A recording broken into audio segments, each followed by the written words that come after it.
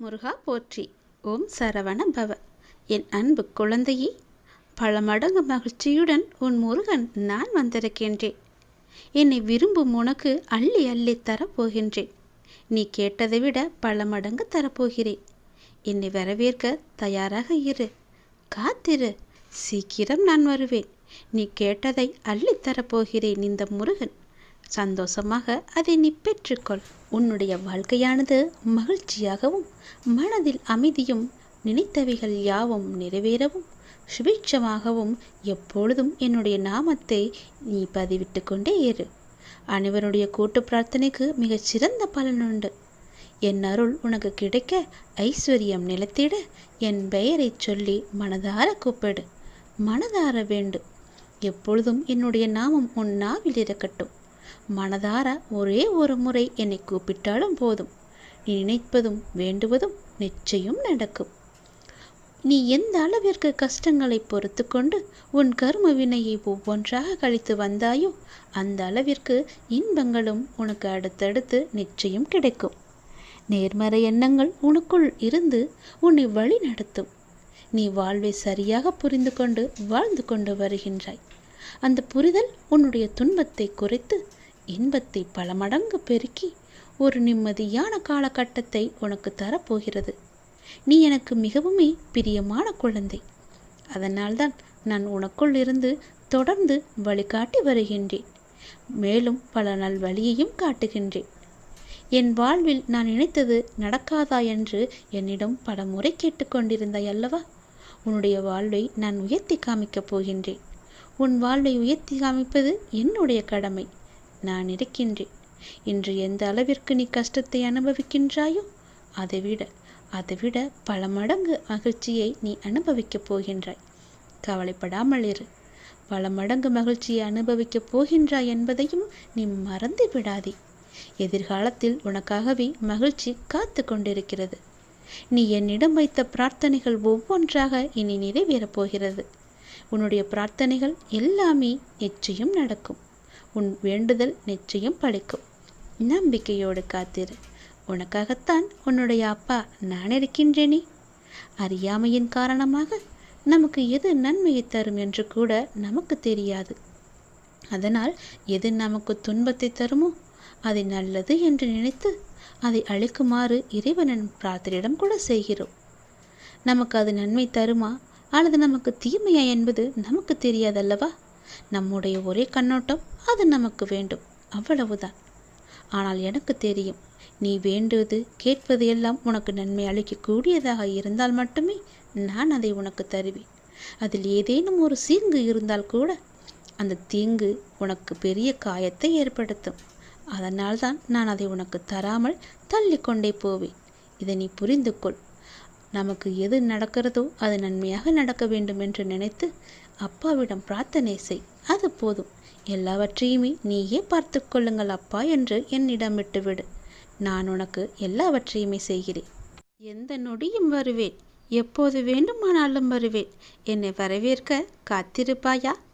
நான் உன் வீட்டிற்கு வந்து உனக்கு வேண்டியது எல்லாவற்றையுமே தந்து உனக்கு அள்ளி அள்ளி வழங்கப் போகின்றேன். பல மடங்கு சந்தோஷத்தை நான் கொண்டு வருகிறேன். என்னை வரவேற்க நீ தயாராக இரு. காத்து கொண்டே இரு. நான் சீக்கிரம் வருவேன். உன்னை தேடி அள்ளி தரப்போகின்றேன். அன்பு குழந்தையே, நான் உன் வீட்டிற்குள்ளே வரலாமா? நான் திருச்செந்தூரிலிருந்து வந்து உனக்காக காத்திருக்கிறேன். என்னை வீட்டிற்குள் அழைப்பாயா? அல்ல அல்ல குறையாத செல்வத்தையும் திகட்டாத மகிழ்ச்சியையும் நான் கொண்டு வந்திருக்கிறேன். என்னை வீட்டிற்குள் அழைத்து போய் என் தங்கமே. உன்னை காண உன் வீட்டிற்கு நான் ஓடி வந்திருக்கிறேன். இந்த நொடியே என்னை அழைத்து போ. நீ சந்தோஷத்தில் துள்ளி குதிப்பாய். நல்லதொரு மாற்றம் நிரந்தரமாகவே உன் வாழ்வில் வரப்போகின்றது. அந்த நல்லதொரு மாற்றம் நீ எதிர்பார்த்ததை விட பல மடங்கு உனக்கு சந்தோஷத்தையும் அள்ளி தரப்போகின்றது. அல்ல அல்ல குறையாத செல்வத்தையும் அது உனக்கு தரப்போகிறது. அதை நீ மகிழ்ச்சியாகவே அனுபவிக்கப் போகிறாய். மகிழ்ச்சி என்பது எப்பொழுதுமே உனக்கு நிலைத்து நிற்கக்கூடியதாக அது இருக்கப் போகிறது. மலையை பார்த்து வியந்து விடாதே. மலை மீது ஏறினால் அதுவும் உன் காலுக்கு கீழத்தான் என்பதையும் நீ மறந்து விடாதே. சில வெற்றிகளும் அப்படித்தான், சில அதிசயங்களும் அப்படித்தான். அப்படி ஒரு அதிசயம்தான் உனக்கு கிடைக்கப் போகிறது. இன்று உன் இல்லத்திற்கு நான் வருவேன். என்னை நிச்சயம் நீ கைகூட அழைத்து கொண்டு உள்ளே செல்ல வேண்டும். உனக்கான மங்கள வாக்கு ஒன்றை உனக்கு தர இருக்கின்றேன். மனதார நீ என்னை ஒரே ஒரு நொடியாலை உன் மனக்கோவிலில் வந்து அமர்ந்து உன் வீட்டிலேயே இருந்துவிட்டு உனக்கான சர்வ மங்களமும் உண்டாகட்டும் என்ற மந்திரத்தை உன் இல்லத்தில் ஜபித்துவிட்டு வருகிறேன். என்னை அழைத்துச் செல்வாயா? உன் இல்லத்திற்கு உன்னை யாரும் கைவிட மாட்டார்கள். யார் கைவிட்டாலும் நீ என்னை முழுமையாக நம்பும் உன்னை நான் கைவிடவே மாட்டேன். உனக்கென்று எழுதப்பட்டது நிச்சயம் உன்னை வந்து சேரும். அது பாறையின் மையப்பகுதியில் இருந்தாலும் சரி, அது தகத்தெறிந்து உன்னிடத்தில் வந்து கொண்டு சேர்ப்பது என்னுடைய பொறுப்பு. இது சத்தியம். நிச்சயமாகவே நீ எதிர்பார்த்த ஒரு நல்ல செய்தி என்னிடம் இருந்து உனக்கு வரப்போகிறது. உனக்கு அது மகிழ்ச்சி அளிக்கக்கூடிய வகையில் நன்றாகவே இருக்கும். உன் பிள்ளைகளும் உனக்கு பெருமை சேர்க்கும்படி அது அமையப் போகிறது.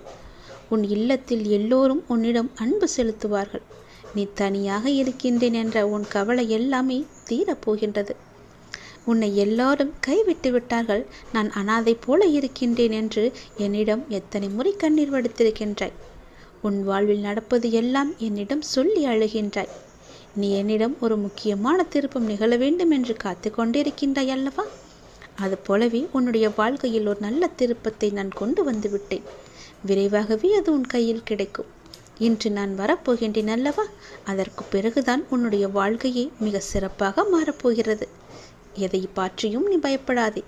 நல்லதொரு மாற்றம் நிரந்தரமாகவே உன்னுடைய வாழ்க்கையில் வரப்போகின்றது. எத்தனை மாதங்கள், எத்தனை வருடங்களாக காத்திருந்தாய். கண்ணீரும் கம்பளையுமாகவே இருந்தாய். அதற்கெல்லாம் ஒரு தீர்வு கிடைத்து விட்டது. நல்லதொரு மாற்றம் உன் வாழ்வில் நீ எதிர்பார்த்ததை விட பல மடங்கு சந்தோஷத்தை அள்ளித்தரப்போகிறது. அல்ல அல்ல குறையாத செல்வத்துடனும் சந்தோஷமும் மகிழ்ச்சியும் உன்னை தேடி வந்து கொண்டிருக்கிறது. அதை நானே எடுத்து வந்து கொண்டிருக்கின்றேன். நான் உன் வீட்டருகில் வந்ததும் நீ என்னை அழைத்து கொண்டு உன் வீட்டிற்குள்ளே சென்றுவிடு. பிறகு நடப்பதை பார். எல்லாம் நன்மையாகவே நடக்கும், சந்தோஷமாகவே நடக்கும். உனக்கு சேமிப்பு பல மடங்கு உயரப்போகிறது. உன்னுடைய முருகனின் தெய்வ வாக்கு இது. உன் சேமிப்பு உயரப்போகிறது என் தங்கமே. நீ நன்றி சொல்ல எனக்கு தயாராக இரு. ஏனென்றால் இந்த பதிவு உன் கண்ணில் பட்டிருக்கிறது. கோடி புண்ணியம் செய்திருந்தால் மட்டுமே இதை உன்னால் பார்க்க முடியும், கேட்கவும் முடியும். அப்படியென்றால் இதை கேட்கும் வாய்ப்பு உனக்கு கிடைத்து விட்டதல்லவா? நீதான் மிக பெரிய பாக்கியம் செய்திருக்கிறாய். இன்று அந்த வாய்ப்பு உனக்கு கிடைத்திருக்கிறது. அதை நீ சரியாக பயன்படுத்திக்கொள். உன் வாழ்க்கையில் பல முன்னேற்றம் உன்னை தேடி வந்து கொண்டிருக்கின்றது. இனி தேர்வு செய்யப்பட்டு நீதான் அதிர்ஷ்டசாலியாக தேர்வு செய்யப்பட்டிருக்கின்றாய். இன்று இரவு 12 மணிக்குள் இது உன் கண்ணில் நிச்சயம் படும். பிறகு பெருமகிழ்ச்சி உனக்கு தேடி வரும். நீ எப்போது இதை பார்த்ததும் கேட்கின்றாயோ, தள்ளிவிட்டு செல்லாமல் என்னை அலட்சியம் செய்யாமல் போகின்றாயோ, அப்போதே உன் வாழ்க்கையில் பல நல்லதுகள் நடந்து கொண்டே இருக்கும். நீ கேட்டது போலவே உன் வாழ்க்கை சந்தோஷமாக மாறும். அதிகமெல்லாம் வேண்டாம். எனக்காக தினமும் 2 நிமிடம் ஒதுக்கு. உன்னை பற்றி நல்ல நல்ல விஷயங்களையெல்லாம் நான் சொல்வதற்காக தினமும் உன்னை தேடி உன் இல்லம் தேடி வருகிறேன். நீயோ பார்த்தும் பார்க்காததும் போல சென்று கொண்டிருக்கிறாய். வருத்தப்படாதே, அழாதே, குற்றமாக எதையும் கருதாதே. நான் உன்னுடைய அப்பா. நீ என்ன செய்தாலும் அதை பொறுத்து கொள்ளும் பொறுப்பு எனக்கு இருக்கிறது. கடமையோடு நான் உன்னை பாதுகாத்து கொண்டிருக்கின்றேன். என் பிள்ளை தவறு செய்யும் பட்சத்தில் அதை கண்டிக்கும் உரிமையும் எனக்கு இருக்கின்றது. நீ உரிமையோடு என் மீது சண்டை போடுவதும் எனக்கு புரிகிறது. நான் எதுவும் தப்பாக நினைத்து கொள்ள மாட்டேன். உனக்கு நிறைய வாய்ப்புகளும் காலங்களும் நிறையவே உள்ளன. அவற்றை உனக்கு சாதகமாக மாற்றிக்கொள்வதற்காகவே இந்த சின்ன சின்ன சறுகல்களை எல்லாம் அப்போது உனக்கு கொடுத்து கொண்டிருந்தேன். புத்துணர்ச்சியோடு இந்த நாளை நீ எழுந்து நடமாடத் தொடங்கு. புதிதாக வீட்டுக்கு வரும்போது வெள்ளை அடித்து சுத்தமாக்கிய பிறகுதானே உள்ளே வந்து நம்முடைய வாழ்க்கையை நடத்துவோம். அப்படிதான் உனது பிரச்சனைகளுக்கு இன்று தீர்வு கிடைக்கப் போகிறது.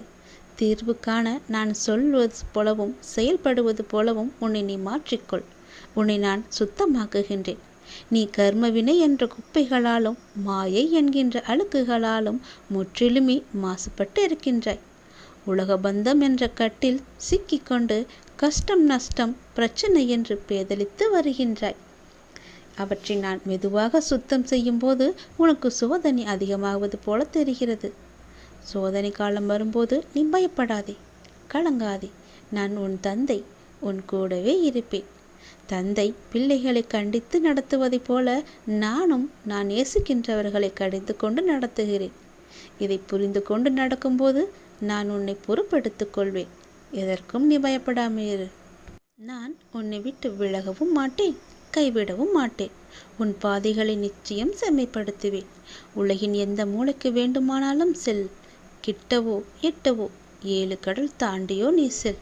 எனது பக்தர்களின் மேல் உண்டான பிரேமை எல்லை அறியாது. ஆகவே கவலையின்றி எங்கும் செல். நீங்கள் செல்லும் இடத்திற்கு உங்களுக்கு முன்பாகவே சென்று நான் அங்கே இருப்பேன். உன் பாதையை நிச்சயம் செம்மைப்படுத்துவேன். சந்தோஷமாக செல், நல்லது நடக்கும். உனக்கென்று வருவாயை நான் ஏற்படுத்தி தருகிறேன். உன்னுடைய வருவாயிலிருந்து ஒரு சிறு பகுதியை தினமும் எடுத்து வை. அது உன் வாழ்க்கையில் பல மடங்காக பெருகும். உனக்கு தேவையான வருமானத்தையும் உன் கைக்கு அதிகமாகவே தருகிறேன். உன் சேமிப்பு உயரும் நாள் வந்துவிட்டது. நல்லது நடக்கப் போகிறது.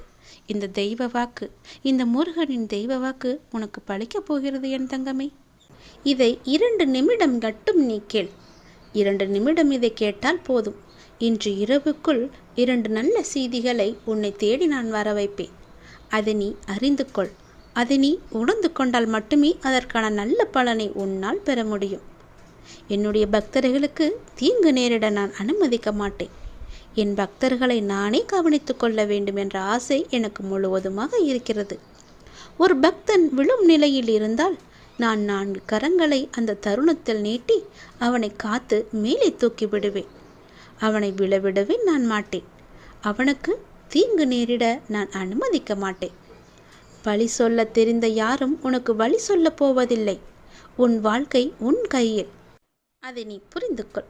உங்களுடைய வாழ்க்கையின் ஒவ்வொரு நாளையும் ஏதேனும் ஒரு சிறிய இலக்குடன் துவங்கிப்பார். நாளடைவில் இந்த பழக்கமானது உங்களை மிகப்பெரிய இலக்கை நோக்கி அழைத்துச் சென்றுவிடும். மோசமான தோல்வியை எதிர்கொள்ளும் தைரியம் உடையவர்களே மிகப்பெரிய வெற்றியை பெற முடியும். குடை மழையை நிறுத்தாது, ஆனால் அது நம்மை நனையாமல் தடுக்கும். தைரியம் பிரச்சனைகளை தீர்க்காவிட்டாலும் அதை எதிர்கொள்ள உதவும். கத்தி என்று தெரிந்தும் கால் வைக்க துணிந்தவர்கள்தான் இன்று காலத்தை கைப்பிடியில் கசக்கி வைத்திருக்கின்றார்கள். கடந்து போன நாட்களுக்காக நீ கவலைப்படாதே. நடந்து செல்ல நல்ல நாட்கள் நிறையவே உண்டு. அடுத்த அடி நீ எடுத்து வை. உங்களை நிராகரித்தவர்கள் உங்களுடன் பேச துடிக்கும்படி வாழ்ந்து காட்டு. அப்படி நீ வாழ்ந்து காட்டுவதே உங்களுடைய உண்மையான வெற்றி. தாழ்வு மனப்பான்மையும் பயமும் முன்னேற்றத்தை தடை செய்யும். மனத்திற்கு தைரியத்தை அதிகம் கொடுத்து முன்னேறி செல்வதில் அக்கறையாக இருந்தாலே உன்னுடைய வாழ்க்கையில் வெற்றி நிச்சயம் உன்னை தேடி வந்து கொண்டே இருக்கும். பயப்படாதே. எல்லாவற்றுக்கும் துணையாக உன்னுடைய அப்பா நான் இருக்கின்றேன். நாளை உன்னை காண ஏதாவது ஒரு ரூபத்தில் வந்து உன் முன்னால் நிற்பேன். உன்னை சந்திப்பேன். நீ என்னுடைய வருகைக்காக காத்து கொண்டே இரு. நான் வருவதை நீ அடையாளம் கண்டுகொள். நீ எந்த ரூபத்தில் என்னை காண வேண்டும் என்று ஆசைப்படுகின்றாயோ அதை முதல் நாள் இரவே என்னிடம் சொல்லிவிட்டு நீ உறங்கப்போ. மறுநாள் அந்த அதிசயத்தை காண்பாய். நீ ஆசைப்பட்ட உருவில் உன் முன்னால் வந்து நான் இருப்பேன். அப்போது என்னை தெரிந்து கொள்ளலாம். வந்தது என்னுடைய அப்பா என்று நீ உணர்ந்து கொள்ளலாம். உன் உடம்பிற்குள் ஒரு சிலிர்த்த உணர்வு ஏற்படும். ஜில்லென்ற காற்று வீசும். அப்போது நீ உணர்ந்து கொள், உன்னுடைய அப்பாதான் உன்னை தேடி வந்திருக்கிறேன் என்று. நடந்து முடிந்த ஒன்றை மனமே மாற்ற முடியாது. இதுவரை நடந்த அனைத்தையும் இறைவனின் செயல் என்று ஏற்றுக்கொள். இனி நடக்கப் போகும் எதையும் இப்பொழுது நிர்ணயிக்க முடியாது. காலத்தின் கைகளில் விட்டுவிடு. இப்பொழுது நீங்கள் செய்து கொண்டிருக்கும் செயலை முடிந்தவரை சிறப்பாக செய்து வா. நீங்கள் வாழ்ந்து கொண்டிருக்கும் இந்த நொடியை சிறப்பாக வாழ முயற்சி செய். உங்கள் வாழ்வின் இந்த நொடி இப்பொழுது உன் கையில் இருக்கிறது. நான் இருக்கின்றேன். நாம் செய்த பாவத்திலிருந்து விடுபட, தெரிந்தோ தெரியாமலோ செய்த பாவங்களிலிருந்து நாம் விடுபட, மனிதனாக பிறந்த அனைவரும் பாவத்திற்கு ஏற்ப கர்ம பலனை அனுபவித்துதான் ஆக வேண்டும். நாம் நல்லது செய்கின்றோம் என்ற தோரணையில் சென்று கொண்டிருக்கும் போது நம்மை அறியாமலேயே ஏதோ ஒரு சின்ன விஷயத்தில் அறியாமல் ஒரு பாவத்தை செய்து விடுவோம். அப்படி செய்தால் கூட அதற்கு கர்ம பலனை அனுபவித்துதான் ஆக வேண்டும். பலர் தற்சமயத்தில் உள்ள மகிழ்ச்சியை மட்டும் கண்டு மற்றவர்களை புண்படுத்திவிட்டு பிற்பகல் என்ன விளையும் என்பதை பற்றி சிறிதும் கூட நினைத்து பார்ப்பதில்லை. அவர்கள் அதே வழியை அனுபவிக்கும் பொழுதுதான் தெரிகிறது அவர்கள் செய்தது பாவம் என்று. நாம் தெரிந்தும் தெரியாமலும் செய்த பாவத்திலிருந்து விடுபட இந்த பரிகாரத்தை செய்தாலே போதும். இதனால் அனைத்து கர்ம வினைகளும் தீர்ந்துவிடும்.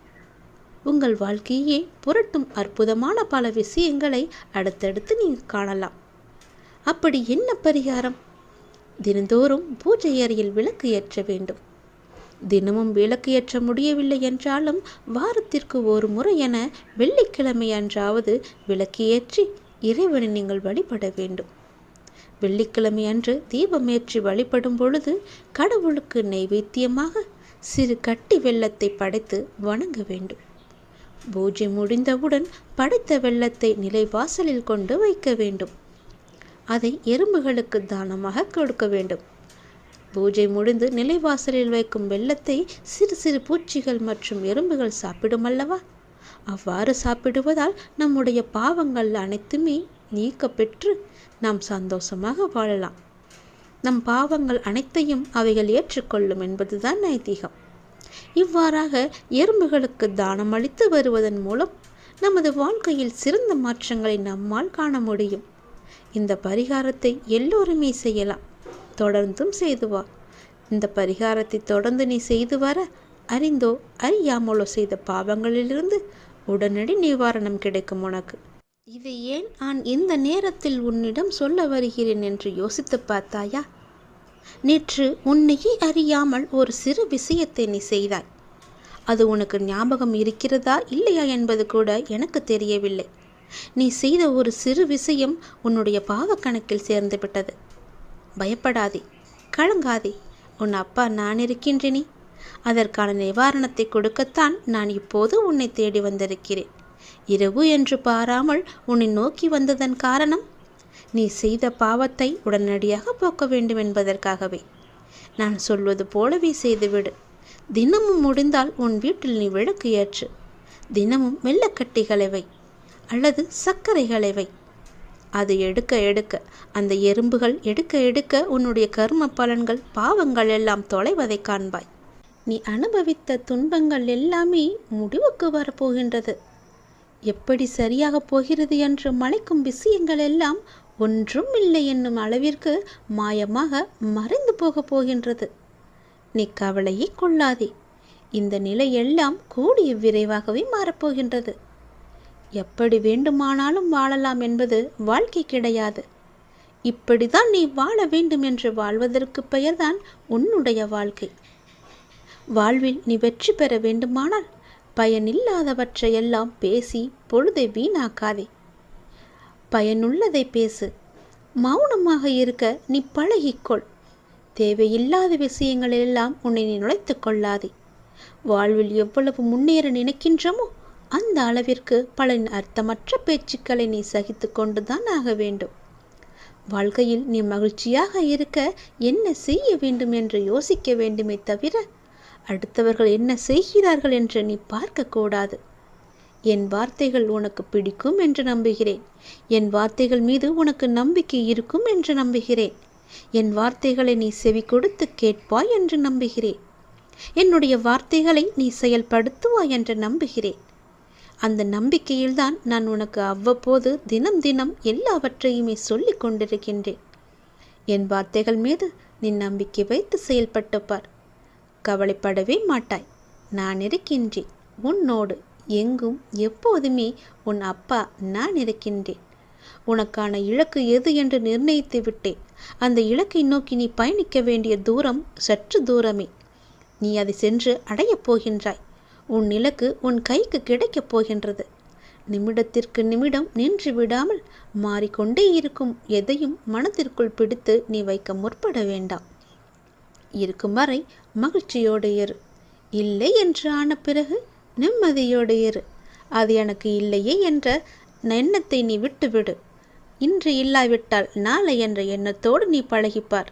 சென்று பார். உன் வாழ்க்கை சந்தோஷமாக இருக்கும். உன் வீட்டில் மங்களகரமான நிகழ்வுகள் எல்லாம் நடக்க பெறும் நேரம் வந்துவிட்டது. நீ முயற்சி செய், வெற்றி கிடைக்கும். இந்த அப்பாவின் ஆசையோடு நீ கேட்டது கிடைக்கும். நீ நினைத்தது நடக்கும். நீ மகிழ்ச்சியாகவே இருக்கப் போகின்றாய். அந்த மனிதனை அளிக்கும் 3 எதிரிகளை மட்டும் உனக்குள்ளே வைத்து கொள்ளாதே. மிகவுமே மோசமானது. நான் என்கின்ற ஆணவம் உனக்கு வேண்டாம். அவனா என்ற பொறாமை உனக்கு வேண்டாம். எனக்கு என்கின்ற பேராசையும் உனக்கு வேண்டாம். இந்த 3 குணங்களுமே மனிதனை நிம்மதியாக வாழ விடாது.